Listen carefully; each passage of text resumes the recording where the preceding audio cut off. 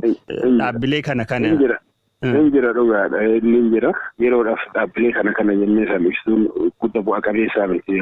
Afarsuu siyaasatii fi waan adda addaa qofa walitti qabuun ala waan bu'aa hin qabneef yeroo adda addaa mootummaan yeroo waliin marii taasiseetiin akkaataa itti deemaa jirutu jira. Garuu hin jira ragaan sirriitti callaa'eetiin hin jira kuni hin beekanis isaanis marii. Amma haala amma jiruun tasgabbii guddaa fi jira isaanis harka keessa deemu. Tole barattootni rakkoon nageenyaa isaan mudateen barattoonni addahanii gara qe'ee maatii isaaniitti deebi'anii hagam akka ta'anii fi akka deebi'anii ammoo wabii maaliitiin gaaffiin kun dhiyaachaa akka jiru naa himame. Amma yeroo ammaa kana yeroo koreensuun gabaasa isaa calleessee dhiyeessutti gara barattoota 35,000 kan ta'antu barnoota isaaniitirraa qisaasii barnootaa irra ga'ee jecha. Kana jechuun kan torbee tokkootis torbee lamaafis torbee sadiifis ji'aafis akka saddaan kutan malee guutumaan guutuu barnoota idileetirraa kan baran jechuu hin dandeenye. Rakkoon wal fakkaataa akka deebi'ee nutti hin dhufne qofa eegumsa yuunivarsiitii sirriitti fooyyessuu fi haala jiru kana amansiisaa gochuudhaaf mootummaa federaalaa waliin haasofnee poolisii federaalaa olaantummaadhaan eegumsa yuunivarsiitootaa akka to'atu erga ta'een booda jedhame jenneetiin yaadna. Lammaffaa barattoonnis barsiisonnis hawaasni yuunivarsiitii boordiin yuunivarsiitii hooggansi adda addaa yuunivarsiitii keessa jiru hundumtuu qaqqabee dhimmoota yuunivarsiitii isaanii irratti akkaataa haala qabatamaa yuunivarsiitii isaanii wal fakkaatan qorannoon adda addaa waan adeemsifameef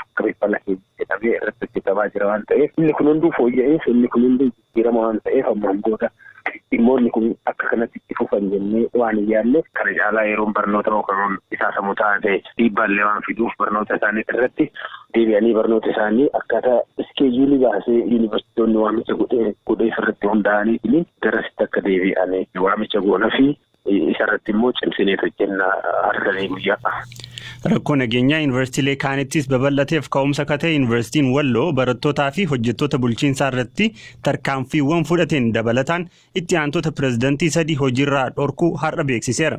Haga ammaatti barattoota 640, barsiisota 40 fi hojjettoota bulchiinsaa 240 ta'an irratti tarkaanfiin adda addaa yuunivarsiitiilee rakkoon itti dhalateen fudhatamu obbo Dachaasaan nu mirkaneessaniiru.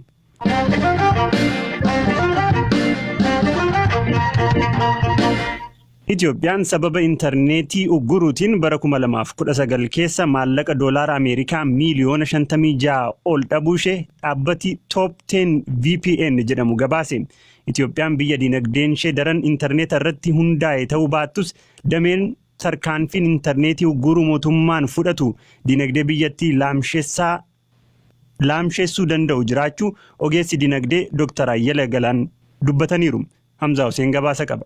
Dhaabbati qorannoo intarneetii geggeessu Top 10 VPN jedhamu sababii ugguramuu intarneetiitiin maallaqa biyyoonni addunyaa bara 2019 keessa dhaban irratti gabaasa baaseen bara darbe keessa sababa ugguramuu intarneetiitiin addunyaan doolaara Ameerikaa biliyoona 8.05 dhabuu ibseera. Waliigalatti akka addunyaatti bara darbe kana intarneetiin sa'aatii 18,000 oliif ka uggurame ta'uu ka'eere. Dhaabbati kun biyyoota Afrikaa Saharaan gadii keessatti sa'aatii 7,800 kan adda citee fi kanaanis doolaarri biliyoona 2.1 akka dhabame eereera. Sababa intarneetii ugguruutiin Iraaq doolaara biliyoona 2.3 dhabuudhaan tokkoffaarra ka jirtu yoo taatu Itoophiyaan ammoo doolaara Ameerikaa miliyoona 56.8 dhabuudhaan sadarkaa 12ffaarra jirti. Dhaabbatichi gabaasa kana kan baase taateewwan gurguddoo irratti tarkaanfii intarneetii ugguruu mootummaan ta'e jedhee akka biyyaatti fudhatee ture irratti hundaa'uun haala kanaan gabaasa biyya Itoophiyaa akka qixeessee waqtii yaalii fonqolcha mootummaa fi qormaata biyyaalessaa tarkaanfii mootummaan fudhate irratti hundaa'uun gabaasa kanarraa wanti hubachuun danda'amu biyyoonni dinagdeen isaanii intarneetii irratti hundaa'e sa'aatii muraasaaf intarneetii ugguran illee maallaqa guddaa dhabu. Fakkeenyaaf intarneetii ugguruun kasaaraa guddaa keessa ka seente Iraaq sa'aatii 263 addaan kuttee doolaara Ameerikaa biliyoona 2.3 ka dhabde yoo taatu Itoophiyaa keessatti garuu sa'aatii 346 intarneetiin addaan cite doolaarri Ameerikaa miliyoona 56.8 dhabameera. Kanarraa ka'uun utuu dinagdeen Itoophiyaa intarneetii irratti kan bu'uureffate ta'e biyyattiin maallaqa dila hagamii akka dhabdu tilmaamuun ni danda'ama. Itoophiyaa keessatti garuu intarneetiin kan ugguramu sababa gabaasa kana keessatti eerame qofaan miti. Inumaa taateen wayita uumamu intarneetii cufuun aadaa ta'eera. Kun immoo dinagdee biyyattii dhukasaa nyaataa deema jedhu dinagdee Itoophiyaa fi baha giddugaleessaa qorachuun ka beekaman Dr. Ayyala Galaan. Intarneetii dhaabuun kun dhiiga namaa akka qaama keessa naannoofne dhaabuu jechaadha. Warrumti ekspertii warrumti baratellee kan quban qabne kan naggaadonni ittiin hojjetan waan guddaatu jira telefoona kanaan. Isa kana mootummaanis quban qabu warra naggaadee duwwaa warra hojjaa sana hojjetu duwwaatu quban qabu. Kun immoo dinagdee keessatti hojjaa hojjechuu keessatti murteessaa isa gadi fagoo tokko mootummaan akkuma barbaade godha. Mootummaa Itoophiyaati. Mootummaan Itoophiyaa murtii waan tokko yoo murteessu dhugaa dubbachuudhaaf waa'een dinagdee giroon keessa hin galu. Addunyaan gara dijitaalaatti ce'aa wayita deemtu kanatti damee murteessaa ta'e telekoomii dadhabsiisaa deemuun dinagdee biyya tokkoo yaaddoo keessa galcha ka jedhan Dr. Ayyalaan investoroonni addunyaa gara Itoophiyaa akka hin deemne kan xaxaa ta'e taa'uu kana jedhan. Biizinasiin isa kan biyya keessaa duwwaa miti. Finfinneedhaa Wallagga Booranatti waliif gadi bilbileeti kan dinagdee kana kan waan namni hojjetu. Mootummaan umtuu biyyumayyuu bulchuudhaa fi walitti haasa'uu danda'u turre jira. Warri biyya alaati investii gochuu yaalanillee warri Itoophiyaa faana biizinasii hojjechuu barbaadan waan lama laalu. Intarneetiin isaanii moobaayil telefooniin isaanii sadarkaa kamirra jira. Gaaffiin inni isaan lammata kaasanii innumtuu immoo walitti aansee otoo walirraa hin citin hojjeta. Intarneetii mootummaan rafee ka'ee kute jechuun arraa argamu sana jala dabarsa. Arraa biizinasii nama jala dabarsinaan immoo kisaaraadha fida. Kanaan duras dhaabbanni Neetbilook jedhamu Itoophiyaan intarneetii ugguruudhaan guyyaatti yoo xiqqaate doolaara Ameerikaa miiliyoona 4.5 akka dhabdu ibsee ture. Yeroo garagaraatti intarneetii ugguruudhaan ka beekamti Itoophiyaan damee telekoomii irraa bu'aa dilbii akka argachaa jirtu irra deddeebiin ibsiti. Dhaabbatichi walakkaa bara kanaatti galii birrii biliyoona 22 ol argachuusaa ibsee ture.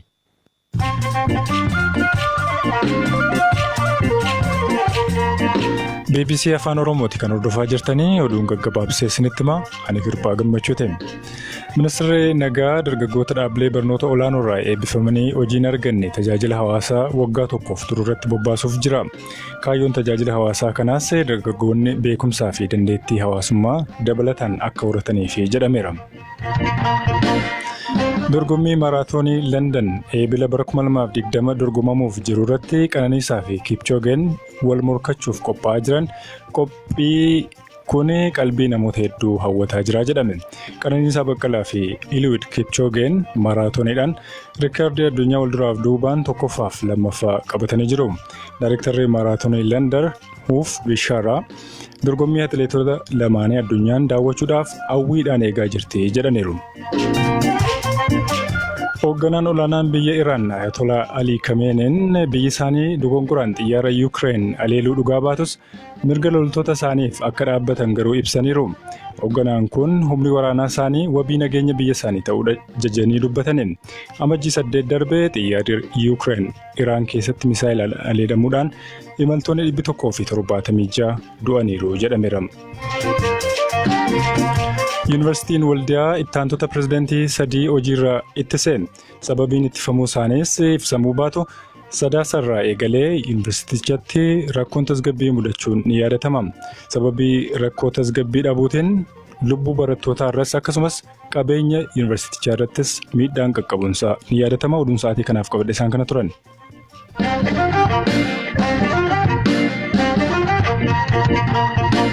Qophii keenya kadhumaan gaazexeessaa Iskindir Naggaa ji'oota dura qeerroo inni finxaaleeyyiidha jedhuun hawaasni idil-addunyaa shororkeessaa jedhee akka farraju duula eegalee ture.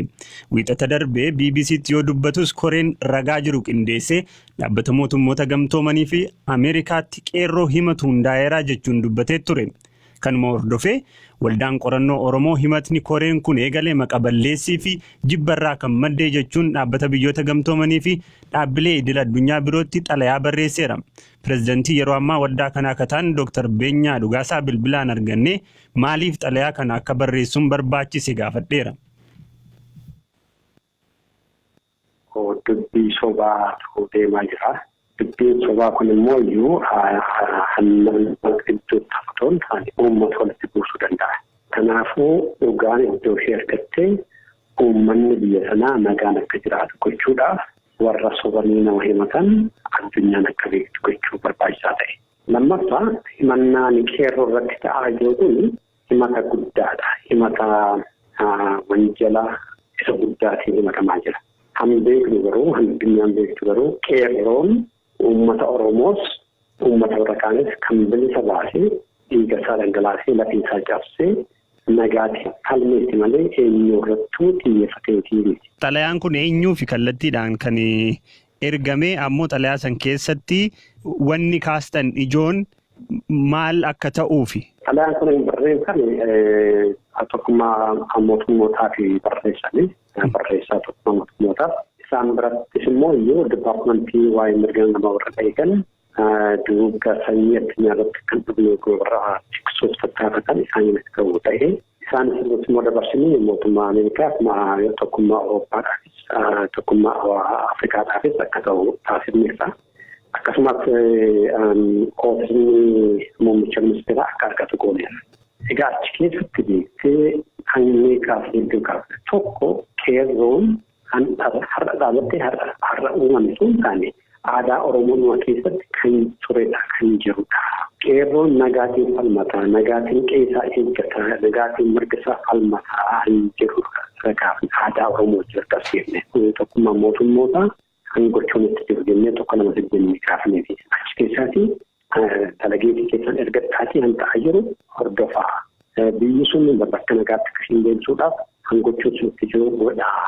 Warra sobee addunyaa kanarra deemee asirratti soba babal'isu jibba babal'isu akka isaanis immoo karaatti deebi'anii fi dhugaa biyya sanaa hordofaa kan jedhudha gaafa kaafnee. Deebii argattaniittu.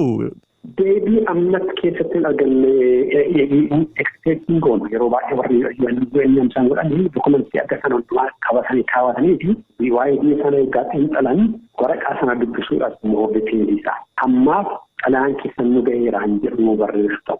Isa ammoo naatti hin arganne reefu dhimee ammoo naatti hin arganne. Ofii warri garee qeerroo irratti himata gaggeessaa jiran kun itti jiran sadarkaa isaaniitti jiran quba qabdu fakkeenyaaf dhaabbata biyyoota gamtoomaniitti isa ta'u mootummaa Ameerikaa wajjiniini dhimmicha hammamitti dhiibanii akka deeman wanni quba qabdan jira. Hanni amma deebisaa jiru humna qabaatanii waan tokko godhuudhaaf otoo hin taane garuu maqaa balleessuun suni baba deemaa jira TV raadiyoo isaaniitti haasa'amaa jira dubbiin akkasii immoo yoo dhugaansaa himamuu dide dhugaasaa adeema soba dhugaasaa adeema. Beektee sobduudha yoo jirti malee soba isaan kanaadhaaf as ba'ana malee dhiibbaa haasoo isaanii dhiibbaa addunyaa irratti godha jennee yaaddoorraan ragaan qaban hundeen qaban. Mayyee Dooktar Beenyaa baay'ee galatoomaa ulfaadhaa. Dhaggeeffattoota keenyaa qophiin har'aaf jennee qopheessine asumarratti xumuramaa sanbataaf dilbata gaarii qabaadhaa weebsaayitii keenya goraa ilaalaa isiniin jenna.